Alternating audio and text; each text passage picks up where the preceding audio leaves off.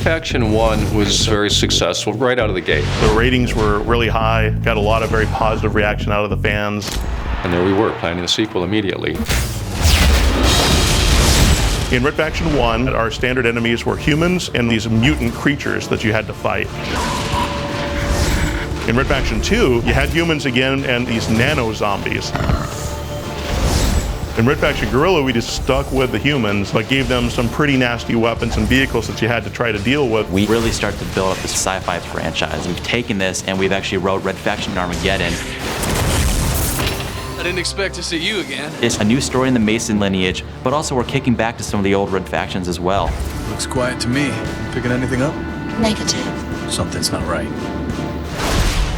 So there's an entirely different scale of enemies that you're going to be fighting, and therefore different tactics that you have to use. We now have aliens this time. It's these creatures that have been living on Mars. You'll see the Creepers, which are the first low line of enemies that you'll face in the game.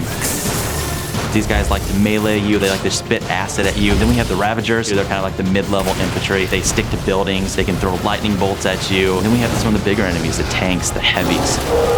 They can overrun you, they can stomp on you. Beyond that, it's just destructive weapons, destructive environments, new ways of approaching battles with enemies. Geo-mod means geometry modification. You fire a rocket at that wall, it shouldn't just turn black. There should be a hole in that wall, and it should go through that wall and blow up something on the other side of that wall. Our prime weapon, our signature weapon, is definitely the magnet gun. The magnet gun in Red Faction Armageddon is this amazing piece of weaponry where the player fires out an attractor, and then you fire out the second part, which is propelled towards whatever you put the attractor on. We've given you a nano forge so that now you actually can repair structures as well. You can blow up a bridge or access points to you so that the enemy can't get to you, but then you can repair that bridge and get out of there.